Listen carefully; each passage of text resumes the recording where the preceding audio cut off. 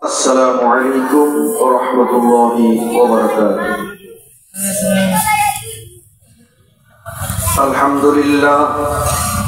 لله نحمده ونستعينه ونستغفره ونؤمن به ونتوكل عليه ونعوذ بالله من شرور أنفسنا ومن سيئات أعمالنا. من يهده الله فلا مضل له ومن يضلله فلا هادي له. وأشهد أن لا إله إلا الله وحده لا شريك له وأشهد أن محمدا عبده ورسوله الذي أرسله بالحق بشيرا ونذيرا وداعيا إلى الله بإذنه وسراجا منيرا. فقد قال الله تعالى في كلامه المجيد وفي فرقانه الحميد: أعوذ بالله من الشيطان الرجيم. بسم الله الرحمن الرحيم. إن الله وملائكته يصلون على النبي يا أيها الذين آمنوا صلوا عليه وسلموا تسليما. اللهم صل على سيدنا مولانا محمد وعلى آل سيدنا مولانا محمد. اللهم صل على سيدنا مولانا محمد وعلى آل سيدنا حبيبنا محمد. أما بعد, উপস্থিত স্বাধীন বাংলাদেশের ঐতিহ্যবাহী চাঁপাইনবাবগঞ্জ জেলার শিবগঞ্জ উপজেলার পাঁচচৌকা পূর্বপাড়া গোরস্থানের উন্নতি কল্পে আয়োজিত 2 দিনব্যাপী ঐতিহাসিক তাফসীর ও দোয়া মাহফিলের সমাপনী রজনীর জনাব সম্মানিত মুহতারাম সভাপতি, আমার ওস্তাদ তুল্য মুরব্বী আলহাজ মাওলানা মোহাম্মদ নুরুল ইসলাম সাহেব, সম্মানিত সহসভাপতিবৃন্দ, প্রধান অতিথি এবং বিশেষ অতিথিবৃন্দ, হযরত উলামায়ে কেরাম, ফুজালায়ে আযম, আমার সামনে উপস্থিত দিনদার ইমানদার পরহেজগার মুত্তাকি ভাইরা, পিতৃতুল্য মুরব্বিয়ান, কৃষক শ্রমিক ব্যবসায়ী ভাইরা, সরকারি বেসরকারি সর্বস্তরের সম্মানিত চাকরিজীবী ভাইরা, পর্দার অন্তরালে অবস্থানরত আমার অবলার সরলার সম্মানিতা সুশিক্ষিতা অত্যন্ত মহব্বতের মা ও বোনেরা, সকলের প্রতি জানাই আমার অন্তরস্থল থেকে আন্তরিক শুভেচ্ছা ও অভিনন্দন। সেই সঙ্গে আরো জানাই সশ্রদ্ধ সালাম, আসসালামু আলাইকুম ওয়া রাহমাতুল্লাহ।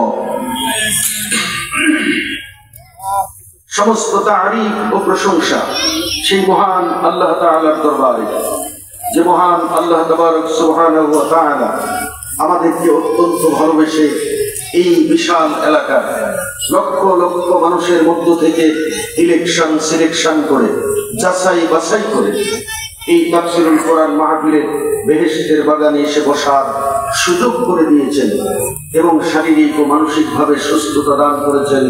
সেই মহান রবের দরবারে কালিমাতুশ শুকর আদায় করছি, কৃতজ্ঞতা জ্ঞাপন করছি। সকলে মন উজাড় করে, আকাশ বাতাস মুখরিত করে, আবেগে আপ্লুত হয়ে বলিষ্ঠ কণ্ঠে আওয়াজ তুলে বলুন আলহামদুলিল্লাহ। আর জোরে বলুন আলহামদুলিল্লাহ। লক্ষ কোটি দুরূদ ও সালাম বর্ষিত হোক সেই বিশ্ব নবীর প্রতি, যার আনিত জীবন ব্যবস্থার মধ্যে আছে এই দুনিয়ার শান্তি এবং পরকালীন মুক্তি। তিনি হলেন সাইয়্যিদুনা মুহাম্মদুর রাসূলুল্লাহ। সকলে পড়ি সাল্লাল্লাহু আলাইহি ওয়াসাল্লাম। সম্মানিত ভাইরা, আপনারা সবাই কেমন আছেন? আচ্ছা মানুষ বলো দেখি রাত্রি কেন কালো, আচ্ছা মানুষ বলো দেখি রাত্রি কেন কালো, সূর্য সেটা কোথায় থেকে পেল এত আলো, সূর্য সেটা কোথায় থেকে পেল এত আলো। ডিমগুলো সব একই রকম দেখতে সাদা বটে, ডিমগুলো সব একই রকম দেখতে সাদা বটে, সাদা কালো বাচ্চাগুলো কেমন করে ফুটে, রং বেরঙের বাচ্চাগুলো কার ক্ষমতায় ফুটে। জোরে বলেন কার ক্ষমতায়? কোকিল পাখি দেখতে কালো সাদা কেন বক, কোকিল পাখি দেখতে কালো সাদা কেন বক, চিনি এত মিষ্টি লাগে তেঁতুল কেন টক, চিনি এত মিষ্টি লাগে তেঁতুল কেন টক।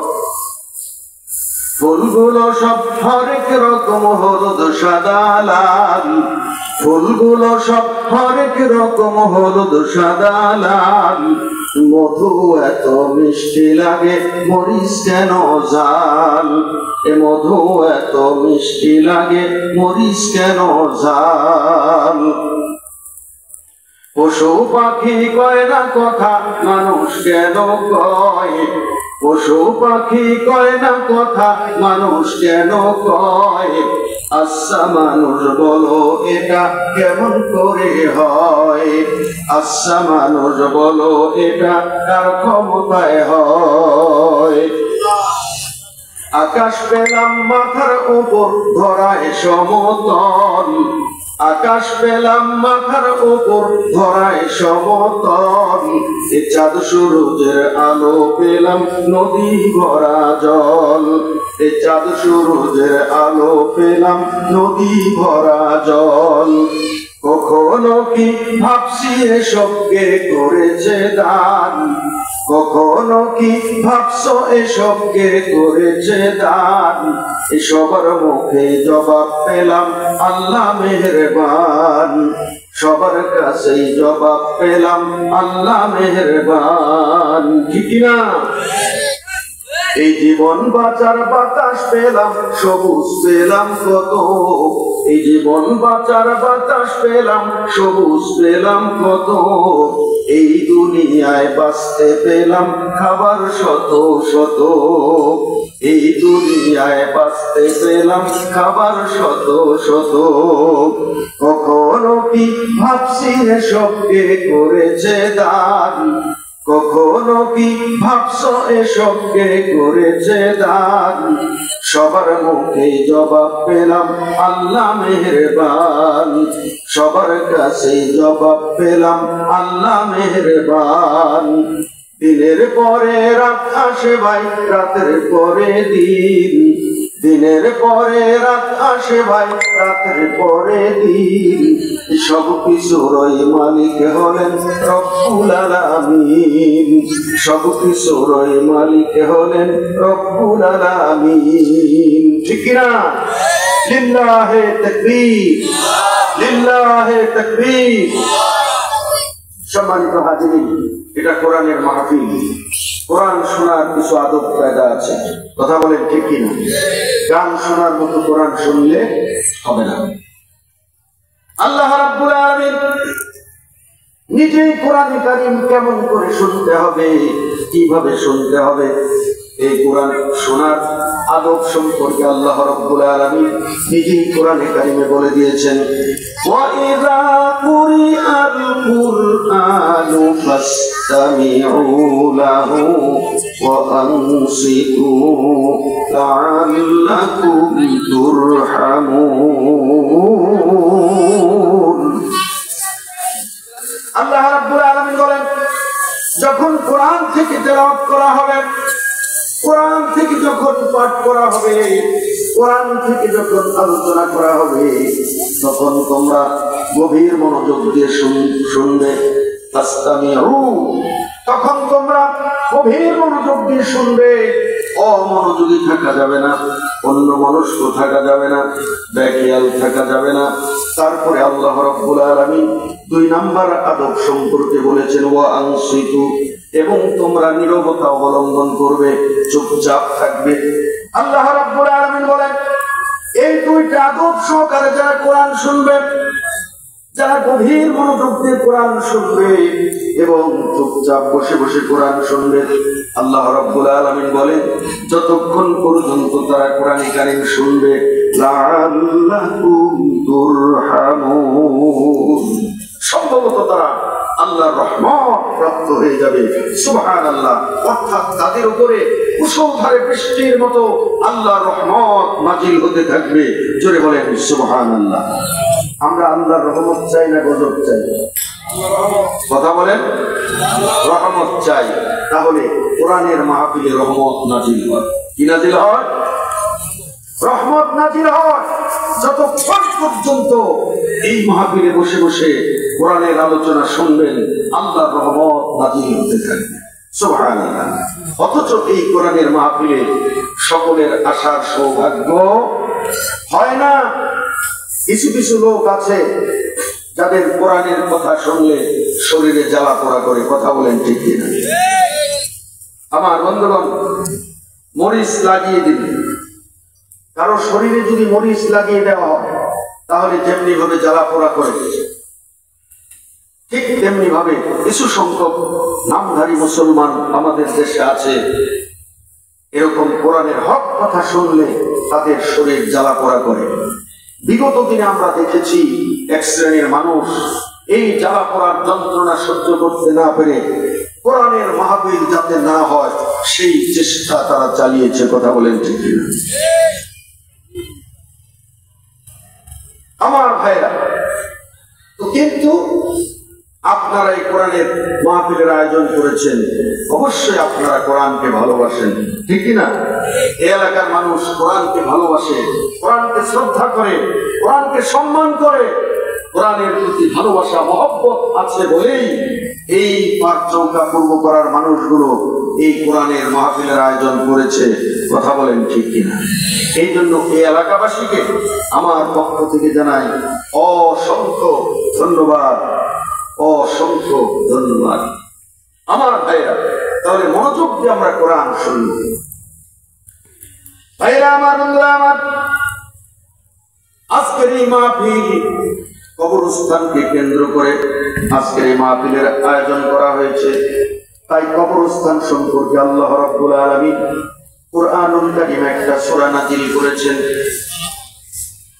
সবাই আমার সাথে সাথে সেই সূরাটা একটু তেলাওয়াত করেন।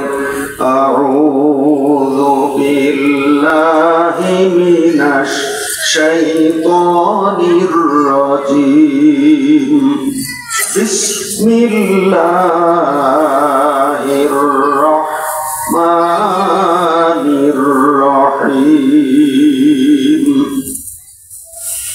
আলহাকুমুত তাকাসুর হাত্তা যুরতুমুল মাকাবির।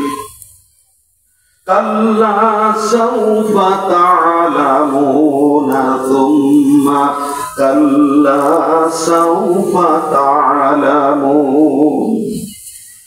কাল্লা লাউ তা'লামুনা اليقين لترون الجحيم ثم لترونها عين اليقين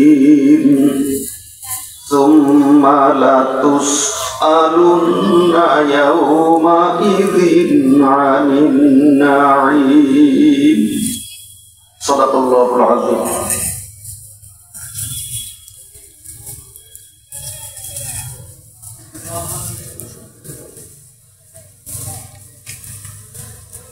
ইরশাদ হচ্ছে আল্লাহ রাব্বুল আলামিন ইরশাদ করছেন আল্লাহুল তাকাসুর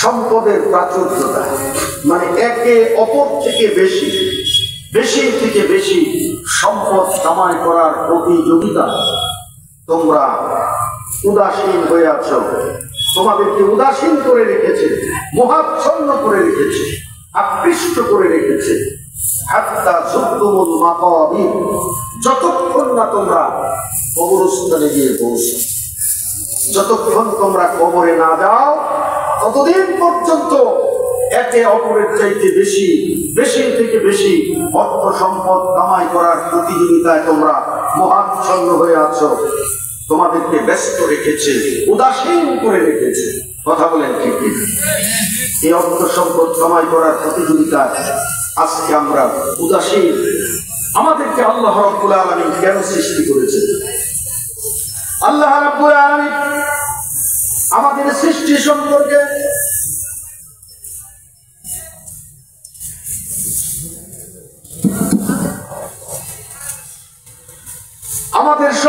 আল্লাহ রাব্বুল আলামিন বলছেন ওয়া মা খালাকতুল জিন্না ওয়াল ইনসা ইল্লা লিয়াবুদুন আমি মানুষ আর জিন এই দুইটা জাতিকে সৃষ্টি করেছি শুধুমাত্র আমার গোলামি করার জন্য আমার ইবাদত করার জন্য তাহলে আমাকে আপনাকে আল্লাহ রাব্বুল আলামিন সৃষ্টি করেছেন কি কেন আল্লাহর ইবাদতের জন্য কেন আল্লাহর ইবাদত করার জন্য আল্লাহ রাব্বুল আলামিন সৃষ্টি করেছেন অথচ আমরা আল্লাহর ইবাদতের কথা ভুলে গেছি আমাদের যে মৃত্যুর পরে একটা জীবন আছে সেই জীবনের কথা আমরা ভুলে গেছি আল্লাহর কাছে যে আমাদের জবাবদিহি করা লাগবে সেই কথা আমরা ভুলে গেছি আমরা শুধু ধনী হতে চাই দুনিয়াতে সুখী হতে চাই এই দুনিয়ার সুখ শান্তি অর্থ সম্পদ কামাই করার জন্য আমরা প্রতিযোগিতায় লিপ্ত আছি প্রতিযোগিতা করে চলেছি আমার পার্শ্বের বাড়িওয়ালা 5 বিঘা জমি করেছে কিভাবে আমি 10 বিঘা জমির মালিক হব আমার পার্শ্বের বাড়িওয়ালা 10 বিঘা জমির মালিক হয়েছে কিভাবে আমি 12 বিঘা 15 বিঘা জমির মালিক হব সেই চেষ্টায় আমি লিপ্ত আছি আমার পার্শ্বের বাড়িওয়ালা তার ছেলেকে একটা পালসার হোন্ডা কিনে দিয়েছেন আমি কিভাবে তার চাইতে বড় হোন্ডা আমার ছেলেকে কিনে দেব আমার পার্শ্বের বাড়ির মালিক বাস কিনেছেন আমি কিভাবে বাস কিনবো প্রাইভেট কার কিনবো সেই চিন্তায় সেই ব্যস্ততায় আমি লিপ্ত আছি আমার বন্ধুগণ এই যে প্রতিযোগিতা এখন অর্থ সম্পদ কামাই করা এই কামাই করার প্রতিযোগিতা করতে গিয়ে আমরা হালাল হারাম সবকিছু ভুলে গেছি ইনকাম করার কামাই করার দুটি রাস্তা একটা হলো হালাল পথ আরেকটা হলো হারাম পথ হালাল পথে উপার্জন করার জন্য আল্লাহ রাব্বুল আলামিন হুকুম দিয়েছেন আর হারাম পথ থেকে আমাদেরকে দূরে থাকার জন্য নির্দেশ দিয়েছেন আমার বন্ধুগণ অথচ আমরা ধনী হওয়ার জন্য আমরা দুনিয়াতে সুখী হওয়ার জন্য সমৃদ্ধশালী হওয়ার জন্য আমরা এই হালাল হারামের পূর্বাস বিচার করছি না কেউ সুদ খাচ্ছি কেউ ঘুষ খাচ্ছি কেউ দুর্নীতি করছে কথা বলেন ঠিক কিনা ভাইরা আমার বন্ধুরা আমার হালাল পথে ব্যবসা করতে গেলে ব্যবসা অনেক সময় লাভবান হয় অনেক সময় ক্ষতিগ্রস্ত হয় অনেক সময় ক্যাশ ক্যাপিটাল সব হারিয়ে যায় ধ্বংস হয়ে যায় লোকসান হয়ে যায় এই জন্য সুদের ব্যবসাটা এটা হলো লাভজনক এখানে কোনো লোকসান নাই এখানে ক্ষতিগ্রস্ত হওয়ার সম্ভাবনা নাই লক্ষ লক্ষ টাকা বছরে সুদ আসবে, আপনি তাড়াতাড়ি ধনী হতে পারবেন। এই জন্য এক শ্রেণীর মানুষ সুদের ব্যবসা করে ধনী হওয়ার স্বপ্ন দেখছে, সুদের ব্যবসা করে বড় লোক হওয়ার সে চেষ্টা চালিয়ে যাচ্ছে। আরেকজন চাকরিতে ঢুকেছে, অফিসার হয়েছে, মাসে 50,000 টাকা বেতন পায়, 60,000 টাকা বেতন পায়, তারপরেও তার পেট ভরছে না, তারপরেও তার মন ভরছে না। সে চেয়ারে বসে, তার কাছে কোনো ফাইল নিয়ে গেলে স্যার একটু সিগনেচার করে দেন, সে সিগনেচার করে দিতে চায় না মিষ্টি খাওয়ার পয়সা না দিলে। এমন অফিসার আমাদের দেশে আছে না নাই? কথা বলেন, আছে না নাই? তার উদ্দেশ্য কি? আমি যে বেতন পাই 50,000 60,000, আমার বাবা মা আমার স্ত্রী সন্তানাদি নিয়ে এই 50,000-এর মধ্যে 40,000 টাকা ব্যয় হয়ে যায়, 50,000 টাকা ব্যয় হয়ে যায়, আমার তেমন কিছু সঞ্চয় থাকে না। তাহলে এই চাকরি দিয়ে তো আমি ধনী হতে পারবো না। রাজশাহী সিল্ক সিটিতে আমি জায়গা কিনে বাড়ি করতে পারবো না, ঢাকা রাজধানীতে আমি বাড়ি করতে পারবো না, আমি প্রাইভেট কার কিনতে পারবো না। তাহলে কি করতে হবে? আমার কাছে যত ফাইল আসবে সিগনেচার করার জন্য, প্রত্যেকটা ফাইলে আমি কিছু মিষ্টি খাওয়ার পয়সা নিব। 5,000 10,000 20,000 আপনার প্রতি ফাইলে ঘুষ খাচ্ছে। যেমন ঘুষখোর অফিসার আছে না নাই?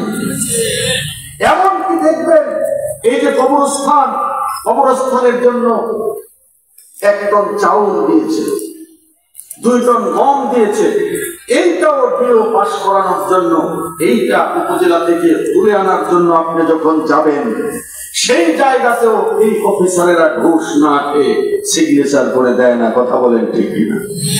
ওর বাপ দাদা 14 গোষ্ঠী যে কবরে গিয়েছে, সেইটাও সে ভাবে না, সেইটাও সে চিন্তা করে না। এই কবরস্থানের গম চাউল এই বরাদ্দ পাস করে দিতেও সে ঘুষ খায়। তার বাপ দাদা 14 গোষ্ঠী জীবনে মিষ্টি খাওয়ায়নি, মিষ্টি খাওয়ার জন্য টাকা নেয় 5,000 10,000 20,000। আমার ভাইরা, তার উদ্দেশ্য একটাই, আমি ধনী হতে চাই, বড় লোক হতে চাই। ভাইরা আমার, বন্ধুরা আমার, যারা কৃষি কাজ করেন, কৃষকেরা আরো যাতে বেশি সম্পদের মালিক হতে পারেন, বেশি আবাদ ফসল জমিতে ফলাতে পারে, এই জন্য এক শ্রেণীর কৃষক আছে, এরা জমির আইল কাটে। এরকম জমির আইল কাটা কৃষক আমাদের দেশে আছে না নাই? আছে না? কোদাল কাঁধে নিয়ে যায়, চতুর্দিকে জমির আইল কাটে, আইল কেটে কেটে নিজের জমি বড় বানায়, আর অন্যের জমি দিন দিন ছোট হয়ে যায়। আইল কেন কাটে? যে চতুর্দিকে আইল কেটে যদি আমি 4 আঙ্গুল পরিমাণ জমি বৃদ্ধি করতে পারি, তাহলে আমার আবাদ বেশি হবে, ফসল বেশি হবে, আমি ধনী হতে পারবো। জোরে বলেন নাউজুবিল্লাহ। হাটে বাজারে মাল বিক্রি করতে যায়, মাল যখন বিক্রি করতে যায়, বস্তার তলার দিকে প্রথমে কিছু ভালো ভালো মাল দেয়, আবার মাঝখানে দেয় ভেজাল, উপরে দেয় ভালো। এইভাবে মাল বিক্রি করতে নিয়ে যায়। আবার ওজনে কম দিও চিটিংবাজি করে ব্যবসা করে, এমন ব্যবসায়ও আমাদের দেশে আছে না নাই? প্রত্যেকের লক্ষ্য উদ্দেশ্য একটাই, আমি যদি কম দিতে পারি। এই যে হুজুর আমার ওস্তাদ বললো, মৌলানা সাহেব আলেমদেরকে খাওয়ানোর জন্য, আজকে বক্তাদেরকে খাওয়ানোর জন্য 3 কেজি গরুর গোস্ত এনেছে। এই যে গরুর গোস্ত আনতে গেলে কষাইয়া ওজন করে দেয়, মেপে দেয়। এখন তো ডিজিটাল পাল্লা, ডিজিটাল ছবি। আগে হাত পাল্লা দিয়ে যখন ওজন দিয়ে দিত, ক্রেতাকে আকৃষ্ট করার জন্য এমন ভাবে বরান দিত, একবারে পাথরের পাল্লা উপরে উঠে যায়, গোস্তের পাল্লা নিচে ঝুলে পড়ে। দেখলেই মন শান্তি, এই কষাই খুব ভালো, ওজনে খুব বেশি দিয়েছে। না হলেও তো 100 গ্রাম বেশি হবেই। বাড়িতে এনে ওজন দিয়ে দেখা যায় 1 পোয়া কম। এখন ডিজিটাল পাল্লা পয়েন্ট আগেই চুরি করে রেখে দেয়, 1 পোয়া আগেই চুরি করে রেখে দিয়েছে। আমার বন্ধুগণ, 3 কেজি গোস্তিতে যদি 1 পোয়া কম দিতে পারে, তাহলে 1 পোয়া গোস্তের দাম কত? 600 টাকা কেজি যদি হয়, 700 টাকা কেজি যদি হয়, তাহলে এইভাবে 100 গ্রাম করে যদি প্রতি কেজিতে কম দিতে পারে, 100 গ্রাম করে, তাহলে 10 কেজিতে 1 কেজি কম। 1 কেজি গোস্তের দাম 600 টাকা, 10 কেজিতে 600 টাকা বাড়তি লাভ চলে আসলো। এই লাভের চিন্তা কেন তার? যে এইভাবে আমি বেশি লাভ করলে আমি তাড়াতাড়ি ধনী হতে পারবো, তাড়াতাড়ি বড় লোক হতে পারবো, আমি অনেক সম্পদের মালিক হব। কথা বলেন ঠিক না? তাহলে বিভিন্ন জন বিভিন্ন ভাবে এই সম্পদ কামাই করার প্রতিযোগিতায় লেগে গেছে। আমার বন্ধুরা, যারা মেম্বার হয়েছে, যারা চেয়ারম্যান হয়েছে, এই চেয়ারম্যান মেম্বারেরা এরাও দুর্নীতি করে। কথা বলেন ঠিক কিনা? গরিব দুঃখীদের কম দিয়ে এরা ভোগ দখল করে, এরা সেখান থেকে ভাগ বসায়। আমার বন্ধুগণ, আমার ইউনিয়নের চেয়ারম্যান দুর্নীতিতে নাটোর জেলার চ্যাম্পিয়ন হয়েছে। আমার ইউনিয়নের চেয়ারম্যান দুর্নীতিতে নাটোর জেলার মধ্যে চ্যাম্পিয়ন হয়েছে। আপনাদের ইউনিয়নের চেয়ারম্যানের কথা বলছি না। আমার ভাইরা, এই যে অবস্থা, চেয়ারম্যান হওয়ার আগে তার ছিল ভাঙ্গা হন্ডা, এখন চেয়ারম্যান হওয়ার পরে একবারে বাজারের সেরা হন্ডা তার। তারপরে বাড়িতে ছিল 3 সেট বাড়ি, এখন হয়ে গেছে ফ্ল্যাট বাড়ি। বাড়িতে নিজের বউ ছাড়া কাজের মেয়ে ছিল না, এখন কাজের মেয়ে 2টা 3টা। এমপি সাহেবের তো বাড়ির অভাবই নাই। আমরা দেখেছি বিগত দিনে আমাদের বাংলাদেশের এক এমপি বিদেশে নাকি 350 বাড়ি করেছে। 350 বাড়ি করেছে বিদেশে। 350 বাড়ি করতে কত কোটি টাকার প্রয়োজন হয়েছে। আমার ভাইরা, এগুলো কি তার বৈধ টাকা? কথা বলেন, জোরে বলেন, বৈধ টাকা?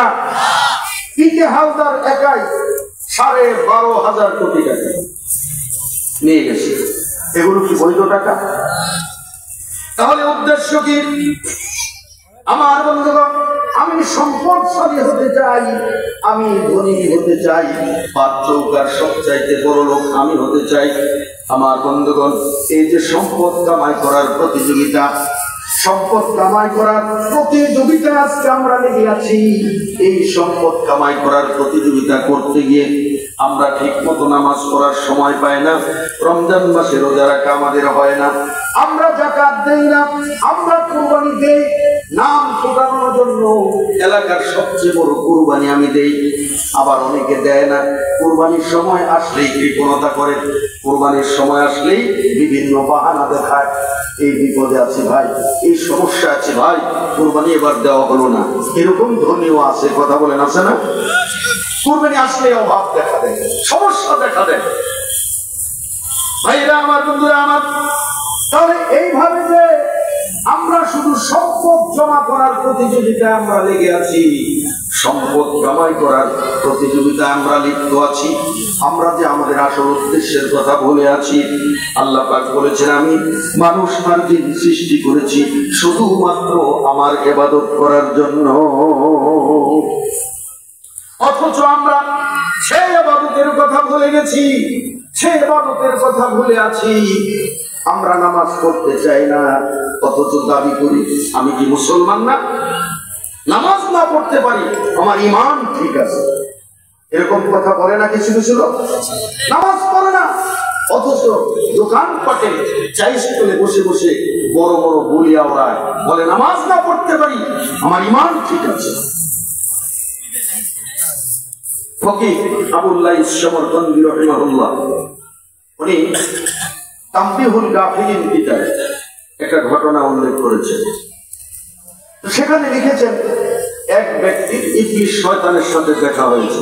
তার সাথে ইবলিস শয়তানের সাথে দেখা হয়েছে। দেখা হওয়ার পর ওই লোকটা ইবলিস শয়তানকে চেপে ধরেছে যে, ভাই আমার কত সৌভাগ্য, আপনার সাথে আমার দেখা হয়েছে, তো আপনার কাছ থেকে আমি একটা জিনিস শিখতে চাই, এটা আমাকে শিখাতে হবে। ইবলিস শয়তান বলছে, কি জিনিস তুই শিখতে চাই বল। ওই লোক তখন বলছে, কোন আমল করলে আমি আপনার মতো খাঁটি নির্ভেজাল পিওর শয়তান হতে পারবো?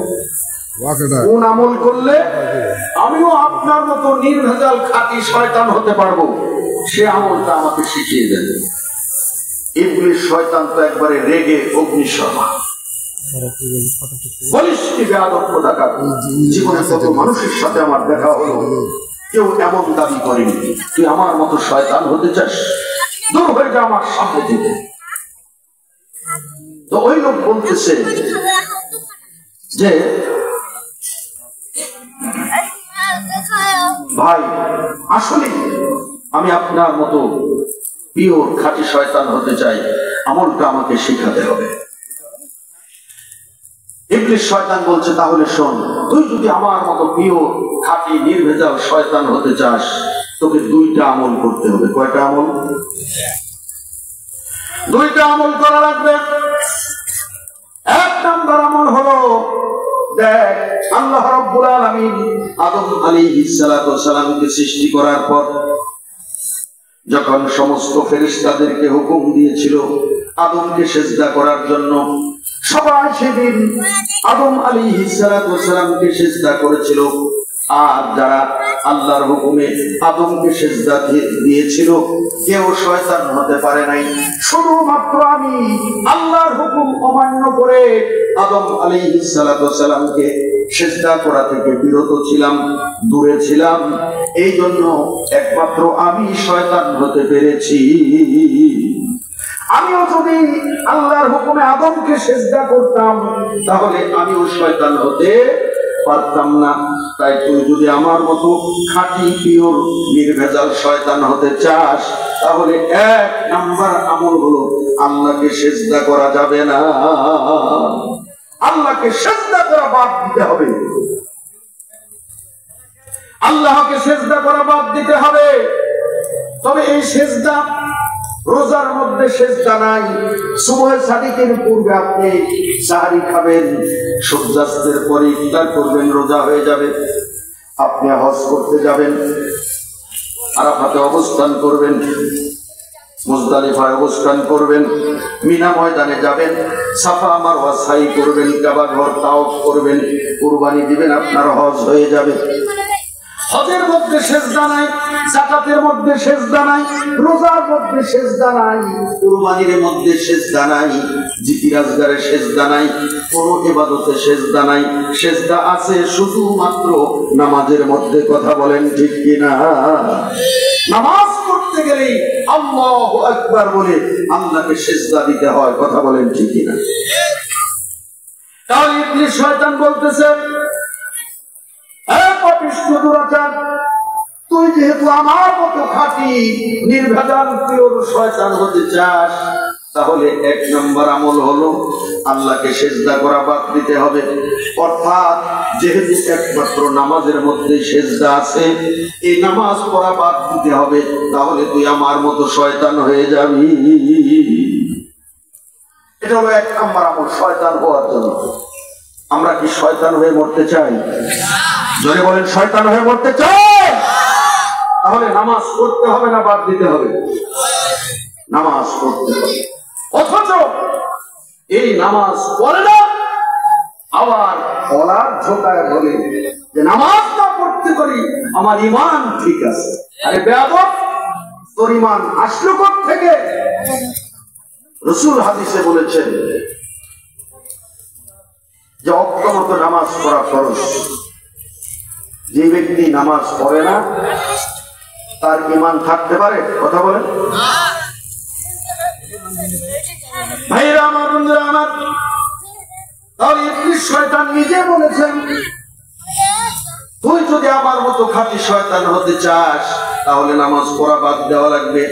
যে ব্যক্তি নামাজ পড়া ছেড়ে দেয়, যে ব্যক্তি নামাজ পড়ে না, নামাজ ছেড়ে দেয়, সে হলো আমার মতো খাঁটি ইবলিস শয়তান। আর দুই নাম্বার হলো নিজের স্বার্থ হাসিলের জন্য, নিজের স্বার্থ সিদ্ধির জন্য, নিজের কল্যাণের জন্য যেখানে যার কাছে যত ওয়াদা দরকার, যত খুশি ওয়াদা দিন, তোর কাজ হয়ে গেলে ওয়াদা পূরণ করবি না, ওয়াদা সব ভঙ্গ করবি। এই ওয়াদা ভঙ্গ করা, এটা হলো আমি শয়তানের বৈশিষ্ট্য, আমি শয়তানের আদর্শ। তাই তুই যদি আমার মতো খাঁটি শয়তান হতে চাস, ওয়াদা ভঙ্গ করবি। আমাদের দেশে এরকম লোক আছে না নাই? এরকম নেতা আছে না নাই? তাদের সময় আসলে ওয়াদার অন্ত নাই, এটা করে দিব, সেটা করে দিব, এই দিব, সেই দিব, কিন্তু স্বার্থ হাসিল হয়ে গেলে ওয়াদার আর খবর থাকে না। কথা বলেন ঠিক কিনা?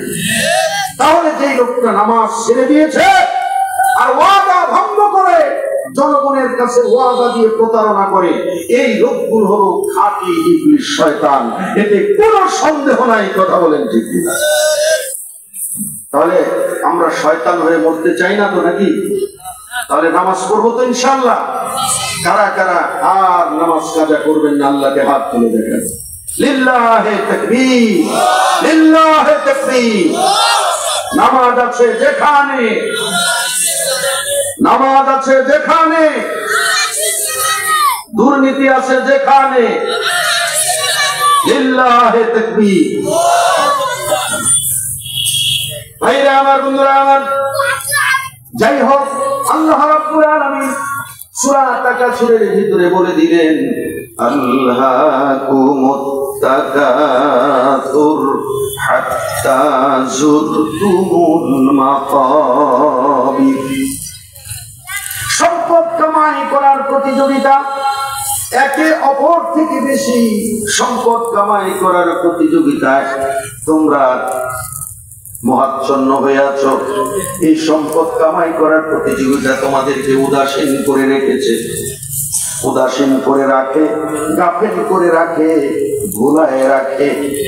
হাত্তা যুরতুমুল মাকাবির, যতদিন পর্যন্ত তোমরা কবরে না যাও, কবরে যাওয়ার আগ পর্যন্ত, কবরস্থানে যাওয়ার আগ পর্যন্ত এই সম্পদ কামাই করার প্রতিযোগিতা তোমাদেরকে মহাচ্ছন্ন করে রাখে, অন্ধ বানায় রাখে। তোমাদের আসল উদ্দেশ্যের কথা, ইবাদত বন্দেগীর কথা ভুলায় রাখে। কথা বলেন ঠিক কিনা? তাই তো আমরা ভুলে আছি, কিন্তু এটা আমরা ঠিক করছি না। আল্লাহ রাব্বুল আলামিন এবার বলছেন, কাল্লা সাউফা তা'লামুনা তুম্মা কাল্লা সাউফা তা'লামুন। কাল্লা, কখনো নয়, তোমাদের জন্য কখনো সমীচীন নয়, কখনো উচিত নয়। সাউফা তা'লামুন, অচিরেই তোমরা এর পরিণতি জানতে পারবে। এই যে তোমরা এই ধন সম্পদের পিছনে দৌড়াচ্ছ, কেউ সুদ খাচ্ছ, কেউ ঘুষ খাচ্ছ, কেউ দুর্নীতি করছো, কেউ শুধু নিজের সংসারে পরিশ্রম করেই চলেছ। নামাজের সময় হলে নামাজ পড়ো না, রমজান মাস আসলে পরিশ্রমের কারণে রোজা রাখো না, রোজা রাখতে পারো না, যাকাত দাও না, কুরবানি দাও না, আমার পথে, আমার জমিনে, আমার দিনকে বিজয়ী করার জন্য জিহাদ করো না। আল্লাহ পাক বলছেন, শুধু অর্থ সম্পদ কামাই করার প্রতিযোগিতায় তোমরা যে অন্ধ হয়ে আছো, ব্যস্ত হয়ে আছো, তোমরা জেনে রাখো, তোমরা অচিরেই তোমরা এর কর্মফল জানতে পারবে, এর ফলাফল তোমরা জানতে পারবে। আল্লাহ আবার বলছেন, তুম্মা কাল্লা সাউফা তা'লামুন। আমি আবার বলছি, আবার শুনে নাও, আবার শুনে নাও, তোমরা অচিরেই এর পরিণতি সম্পর্কে জানতে পারবে। আল্লাহ রাব্বুল আলামিন তারপরে বলছেন, কাল্লা লাউ তা'লামুনা ইলমাল ইয়াকিন। কখনো নয়, তোমরা অবশ্যই নিশ্চিত জ্ঞানের মাধ্যমে এটা কর্মফল তোমরা জানতে পারবে। এই যে দুনিয়া নিয়ে ব্যস্ত হয়ে আছো, অর্থ সম্পদ কামাই করার প্রতিযোগিতায় লিপ্ত হয়ে আছো, আমার ইবাদত বন্দেগীর ধার ধারছ না, এর পরিণতি নিশ্চিত জ্ঞানের মাধ্যমে তোমরা জানতে পারবে। লাতারাবুন্নাল জাহিম। তারপরে আল্লাহ রাব্বুল আলামিন বলছেন, এর পরিণতি হিসাবে, এর পরিণাম হিসাবে তোমরা দেখতে পাবে জাহিম। জাহিম জাহান্নামের একটা নাম। আমার বন্ধুগণ, জাহান্নামের যে 7টা জাহান্নাম আছে, 7টা দোজখ আছে, 7টা দোজখের মধ্যে একটার নাম হলো কি? জাহিম।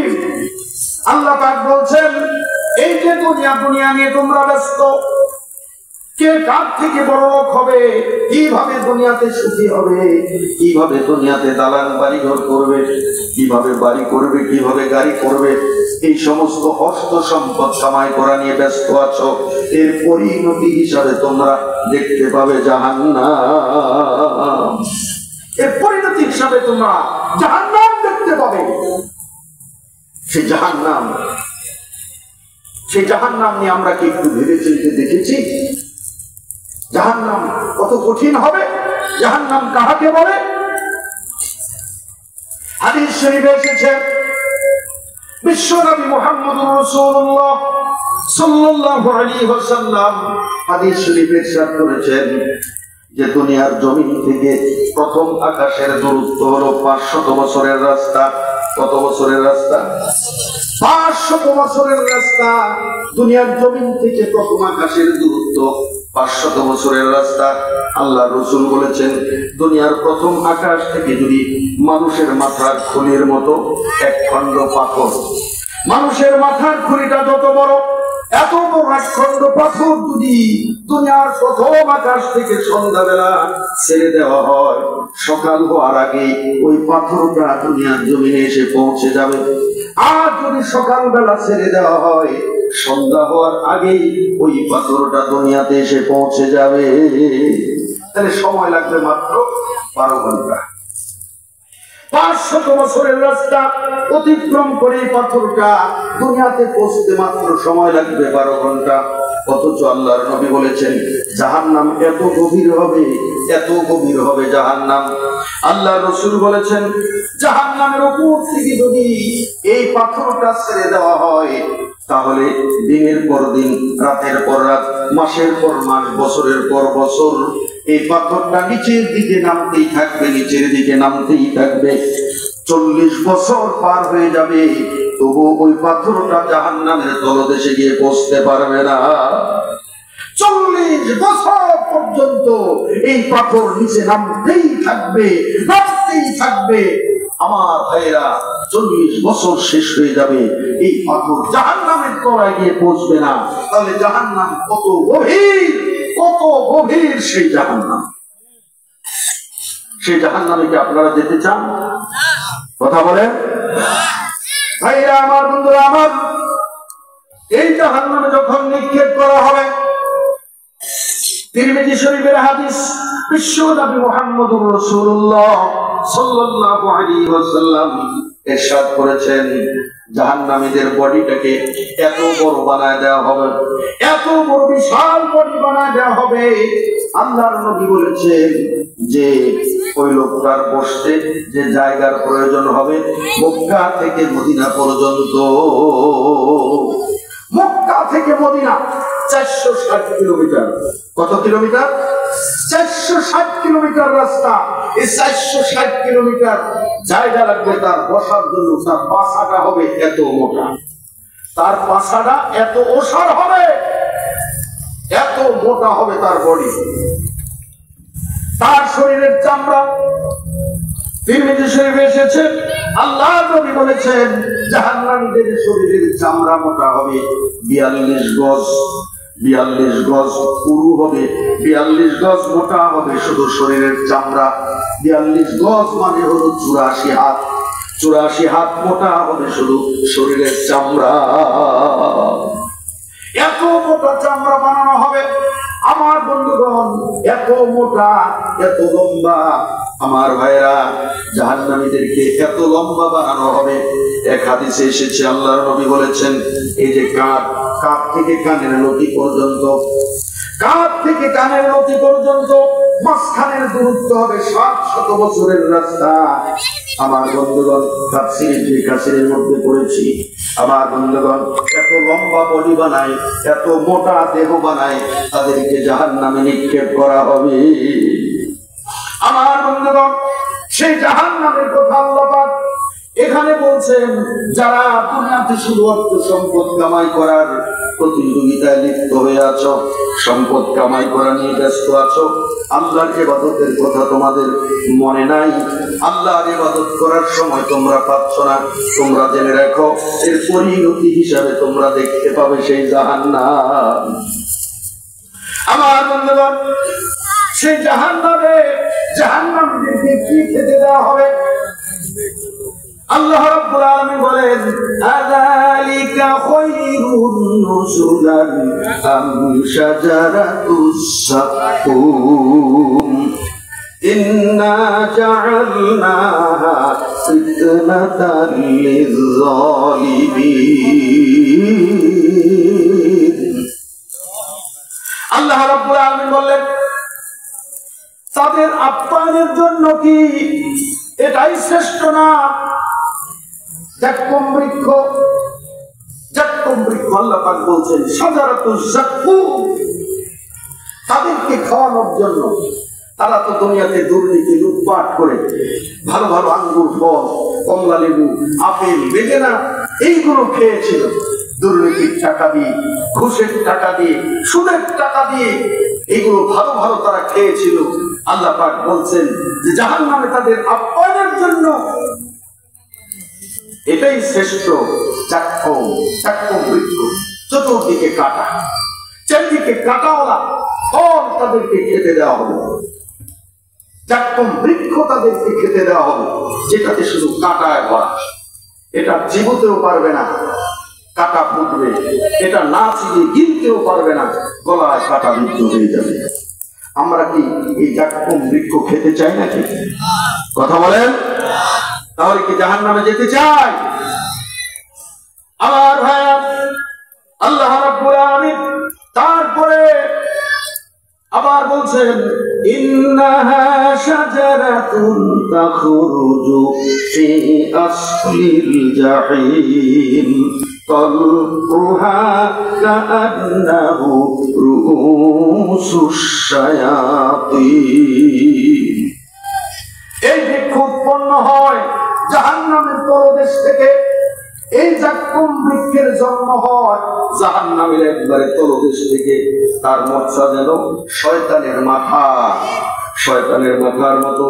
আল্লাহ রাব্বুল আলামিন আরো বলেন, ফাইন্নাহুম লাআকিলুনা মিনহা ফামালিউনা মিনহাল বুতুন। এটা থেকে অবশ্যই তারা ভক্ষণ করবে এবং উদর পূর্ণ করবে। এই জাক্কুম বৃক্ষের রস সম্পর্কে আবার বলা হয়েছে, তাফসীরে এসেছে, এই জাক্কুম বৃক্ষের রস যদি সাগরে নিক্ষেপ করা হয়, সাগরের সমস্ত পানি বিষাক্ত হয়ে যাবে, পান করার অযোগ্য হয়ে যাবে। আমার ভাইরা, এই জাক্কুম বৃক্ষ জাহান্নামীদেরকে খাওয়ানো হবে।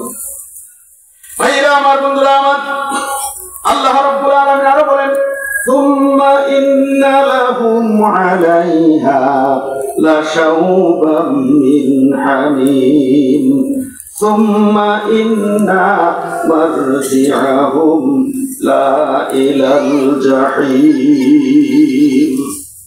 আল্লাহ রাব্বুল আলামিন বলেন, তদুপরি তাদের জন্য থাকবে ফুটন্ত পানির মিশ্রণ, অতঃপর তাদের গন্তব্য হবে প্রজ্বলিত অগ্নির দিকে। আল্লাহ পাক বলেন, তাদের জন্য আরো থাকবে টকবক টকবক করে ফুটন্ত পানি। আমার ভাইরা, টকবক করে ফুটন্ত পানি তাদেরকে পান করতে দেওয়া হবে।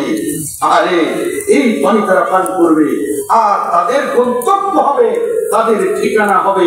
আল্লাহ পাক বলছেন যে মারজিআহুম লা ইলাল জাহিম, দাউ দাউ করে জ্বলন্ত আগুন হবে তাদের ঠিকানা।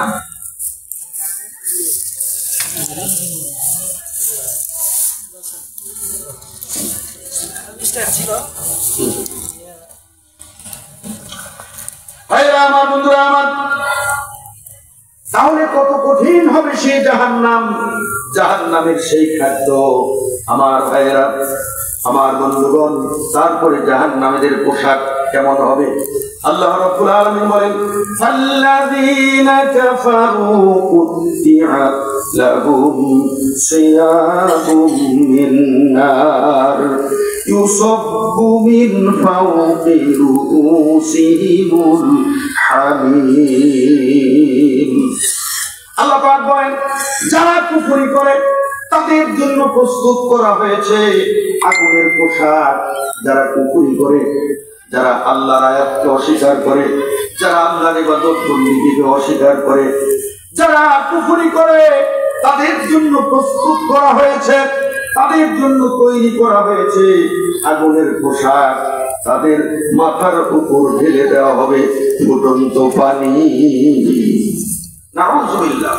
আল্লাহ পাক বলছেন, ও দুনিয়ার লোভী মানুষগুলো যারা সম্পদের পিছনে দৌড়াচ্ছ, তোমরা জেনে রাখো তোমাদের জন্য আমি জাহান্নামে আগুনের পোশাক তৈরি করেছি। এই আগুনের পোশাক তোমাদেরকে পরাবো, আর তোমাদের মাথায় টগবগ টগবগ করে ফুটন্ত পানি ঢালা হবে। আল্লাহ রাব্বুল আলামিন বলেন, ইউসহারু বিহি মা ফি বুতুনিহিম ওয়াল জুলুদ। এই গরম পানি যখন তাদের মাথার উপরে ঢালা হবে, আল্লাহ পাক বলেন, যা দ্বারা তাদের উদরে যা কিছু আছে এবং তাদের চর্ম বিগলিত করা হবে। তাদের উদরে, পেটের ভিতরে যা কিছু আছে এগুলো সব পায়খানার রাস্তা দিয়ে একবারে গলিয়ে গলিয়ে বের হবে। আর তাদের শরীরের চামড়াগুলো আপন মনে উঠে যাবে, তাদের চামড়া উঠে যাবে। তাফসীর ইবনে কাসিরে পড়েছি, সেখানে লেখা হয়েছে যে প্রতিদিন ৭০,০০০ বার তাদের শরীরের চামড়া পাল্টানো হবে। নতুন চামড়ায় যে চামড়া উঠে যাচ্ছে, আবার আল্লাহর হুকুমে নতুন চামড়া হয়ে যাবে। আবার গরম পানি ঢালা হবে, আবার শরীরের চামড়াগুলো উঠে যাবে। আরে এরকম কষ্ট আমরা কি সহ্য করতে পারবো? এমন কষ্ট কি আমরা চাই? তাহলে দুনিয়ার সম্পদের পিছনে দৌড়ানো যাবে না, আমাদের আল্লাহর ইবাদত বন্দেগী করতে হবে। কথা বলেন ঠিক কিনা? ভাইরা আমার, বন্ধুরা আমার, তাহলে আগুনের পোশাক জাহান্নামীদের জন্য আল্লাহ রাব্বুল আলামিন তৈরি করেছেন। জাহান্নামীদের বিছানা কেমন হবে? আমার ভাইয়েরা, আল্লাহ রাব্বুল আলামিন বলছেন, লাহুম মিন জাহান্নামা মিহাদু ওয়া মিন ফাওকিহিম গাওয়াশ কাযালিকা নাজজিস যালিমিন। আল্লাহ রাব্বুল আলামিন বলেন, জাহান্নামে তাদের জন্য থাকবে আগুনের বিছানা, আর তাদের উপরের আচ্ছাদন হবে আগুনের। আর এমনি ভাবে আমি জালিমদেরকে প্রতিদান দিয়ে থাকি। আল্লাহ পাক বলছেন, তাদের জন্য থাকবে আগুনের বিছানা। এই কুশকের উপরে, জালিমের উপরে আগুনের বিছানা বিছিয়ে দেওয়া হবে। আগুনের বিছানা থাকবে, তাদের উপরে যে ছাউনি, উপরে যে ছাদ, সেটাও হবে আগুনের। এমনি ভাবে আল্লাহ পাক জালিমদেরকে শাস্তি দিবেন। তাদেরকে, কথা বলেন কাদেরকে? আল্লাহ পাক বলছেন, কাযালিকা নাজজিজ যালিমিন। এমনি ভাবে আল্লাহ রাব্বুল আলামিন জালেমদেরকে শাস্তি দিবেন। তাহলে জালেমদের শাস্তি নির্ধারিত, জালেমেরা আল্লাহর আযাব থেকে বাঁচতে পারবে না। তাই কারো উপরে জুলুম করা যাবে? কথা বলেন। জালেমদেরকে আল্লাহ পাক ছাড় দেন, ছেড়ে দেন না। আল্লাহ পাক ছাড় দেন, কিন্তু জালেমদেরকে ছেড়ে দেন না। ভাইরা আমার, বন্ধুরা আমার, তারপরে আল্লাহ রাব্বুল আলামিন বলেন, অবিশ্বাসী ভদ্র ব্যক্তিদের সাজা এমনি খুব নম্র ভদ্র, মানুষের সাথে মিশুক, কিন্তু তলে তলে ইসলামের বিরোধিতা করে, ইসলামের শিকড় কেটে দেয়, তলে তলে আলেম ওলামাকে দেখতে পারে না, মসজিদ মাদ্রাসাকে ভালোবাসে না, আল্লাহর জমিনে আল্লাহর দ্বীন কায়েম হোক এটা তারা পছন্দ করে না। এমন ভদ্র শিক্ষিত লোক আমাদের সমাজে আছে না নাই? কথা বলেন, আছে না নাই? আল্লাহ রাব্বুল আলামিন বলেন, খুযুহু ফাতিলুহু ইলা সাওয়াইল জাহিম সুম্মা সুব্বু ফাওকা রাসিহি মিন আযাবিল হামীম। বলা হবে, তাকে ধরো এবং টেনে নিয়ে যাও জাহান্নামের মধ্যস্থলে, অতঃপর তার মস্তকের উপরে ফুটন্ত পানি ঢেলে দিয়ে শাস্তি দাও।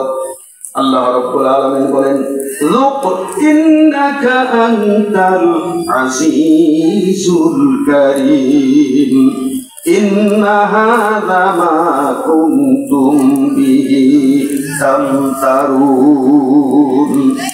আস্বাদন করো, উপভোগ করো।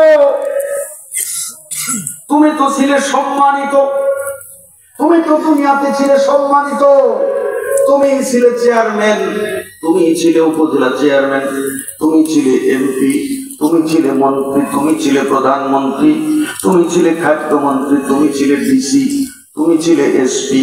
তোমাকে কত মানুষ সম্মান দিত, কত মানুষ তোমাকে মর্যাদার আসনে বসাইতো।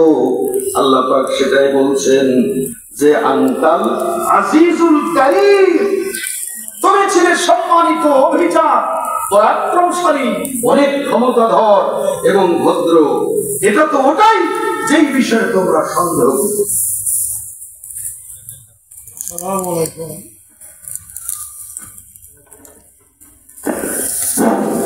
যারা আমাদের গোরস্থানের লোকজন আছেন, বাইরের লোকজন এই জায়গাতে চেয়ারগুলো তাদের জন্য ছিল।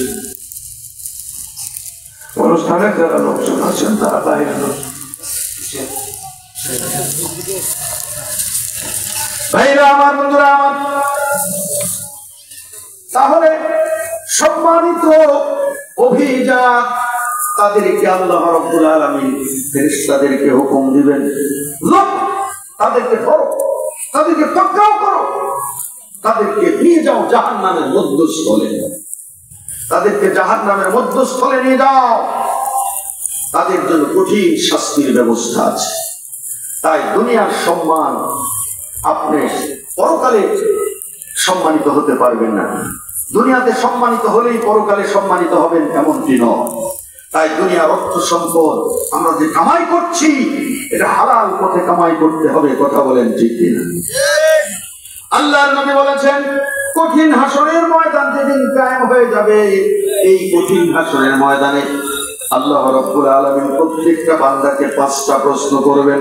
কয়টা প্রশ্ন? কয়টা প্রশ্ন? 5টা প্রশ্ন করবেন। 5টা প্রশ্নের জবাব না দেওয়া পর্যন্ত একজন মানুষও এক কদম নড়াচড়া করতে পারবে না। আমার বন্ধুগণ, এই 5টা প্রশ্নের মধ্যে একটা প্রশ্ন হলো, হে আমার বান্দা, তুমি দুনিয়াতে অর্থ সম্পদ যেগুলো কামাই করেছ, সেগুলো কোন পথে কামাই করেছ, কিভাবে কামাই করেছ, আমার কাছে একটু হিসাব দাও। আমার বন্ধুগণ, আর আরেকটা প্রশ্ন থাকবে, হে আমার বান্দা, তুমি অর্থ সম্পদ যা কিছু কামাই করেছিলে, এইগুলো কামাই করার পর তুমি কোন পথে খরচ করেছ, কোন পথে ব্যয় করেছ, এই হিসাবটা আমার কাছে দিয়ে যাও। আমার বন্ধুগণ, তাই এই অর্থ সম্পদ যারা অবৈধ পন্থায় মানুষের মাথায় বাড়ি দিয়ে মানুষের প্রতি জুলুম করে, নির্যাতন করে যারা অর্থ সম্পদ কামাই করেছে, করছে, তারা সেদিন আল্লাহর আদালতে আটকা পড়ে যাবে। এবং যারা এই অর্থ সম্পদ বৈধ পন্থা ব্যতীত, হালাল পন্থা ব্যতীত খারাপ রাস্তায়, অন্যায় রাস্তায় যারা ব্যয় করবে, তারাও সেই দিন আল্লাহর আদালতে ধরা খাবে। তাই আল্লাহর আদালত থেকে আমরা যদি মুক্তি পেতে চাই, রেহাই পেতে চাই, আমার বন্ধুগণ, তাহলে অর্থ সম্পদ ভালো কাজে ব্যয় করা লাগবে। কথা বলেন ঠিক কিনা? ভালো কাজে ব্যয় করতে হবে, সৎ পথে আমাদের ব্যয় করতে হবে। তাছাড়া কঠিন হাসরের ময়দানে এই প্রশ্নের জবাব আমরা কেউ দিতে পারবো না। ভাইরা আমার, বন্ধুরা আমার, এই জন্য আসুন হাসরের ময়দানে আমরা যাতে আল্লাহর সামনে 5টা প্রশ্নের সঠিক জবাব দিতে পারি। অর্থ সম্পদ কোন পথে আমরা কামাই করেছি এবং কোন পথে ব্যয় করেছি, এই সঠিক হিসাবটা যেন আমরা দিতে পারি। এই জন্য আমার ভাইয়েরা, এই অর্থ সম্পদ আমাদের ভালো কাজে, সৎ কাজে খরচ করা লাগবে। কথা বলেন ঠিক কিনা? ভাইরা আমার, বন্ধুরা আমার, এই পৃথিবীতে আমরা কেউ চিরকাল থাকবো না। এই যে কবরস্থান সম্পর্কে আল্লাহ পাক এই সূরাটা নাযিল করেছেন, আজকে এই মাহফিল কবরস্থান সম্পর্কে মাহফিল। বিশ্ব নবীর সাহাবী হযরত উসমান ইবনে আফফান রাদিয়াল্লাহু তাআলা আনহু উনি একজন জলিলুল কদর সাহাবী। আমাদের নবীজির দুইজন মেয়েকে উনি বিবাহ করেছেন। আমার ভাইরা, রাসূলুল্লাহ বলেছেন উসমান রাদিয়াল্লাহু তাআলা আনহুর সুন্দর আচরণে, বিশ্বস্ততা, ন্যায়নীতি, নম্রতা, ভদ্রতার কারণে উনি বলেছেন আমার যদি 70টা মেয়ে থাকতো আর একের পর এক প্রত্যেকটা মেয়ে যদি মারা যেত, তাহলে আমার 70টা মেয়েকেই আমি উসমানের সঙ্গে বিবাহ দিতাম। কত ভালো মানুষ ছিলেন উসমান। সেই উসমান রাদিয়াল্লাহু তাআলা আনহু দুনিয়াতে বেঁচে থাকতে জান্নাতের সুসংবাদ পেয়েছেন। যেই 10 জন সাহাবী দুনিয়াতে বেহেশতের সুসংবাদ পেয়েছেন, 10 জনের মধ্যে একজন হলেন হযরত উসমান রাদিয়াল্লাহু তাআলা। অথচ হাদিস শরীফে এসেছে এই উসমান ইবনে আফফান রাদিয়াল্লাহু তাআলা আনহু যখনই কোনো কবর দেখতেন, কবর দেখার সঙ্গে সঙ্গে এত পরিমাণ কাঁদতেন, ওনার চোখের পানিগুলো গাল বেয়ে দর দর করে পড়তো, ওনার দাড়ি মোবারক ভেজে যেত। আমার বন্ধুগণ, অন্যান্য সাহাবীরা ওনাকে প্রশ্ন করতেন, জিজ্ঞাসা করতেন, হে আল্লাহর নবীর জামাতা, হে আল্লাহর নবীর সাহাবী, আপনার সামনে জাহান্নামের আলোচনা করলে তো আপনি এত পরিমাণ কাঁদেন না, কিন্তু কবর দেখলে আপনি এত পরিমাণ কাঁদেন কেন? ওসমান রাদিয়াল্লাহু তাআলা আনহু বলতেন যে দেখো, কবর হলো এমন একটি জায়গা, আখিরাতের প্রথম মঞ্জিল হলো কবর। এই কবরে যেই ব্যক্তি নাজাত পাবে, এই কবরে যেই ব্যক্তি মুক্তি পাবে, তার জন্য পরবর্তী ধাপগুলো সহজ হয়ে যাবে। আর যে ব্যক্তি কবরে নাজাত পাবে না, কবরে আটকা পড়বে, কবরে সাজা প্রাপ্ত হয়ে যাবে, ওই ব্যক্তির পরবর্তী মঞ্জিলগুলো আরো কঠিন হবে।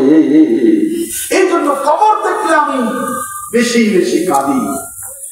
সবাই একটু জিকির করে লা ইলাহা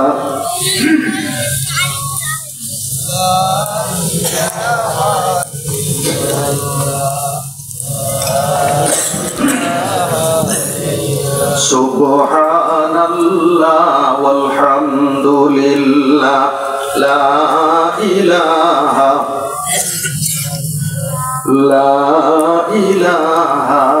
ইল্লাল্লাহ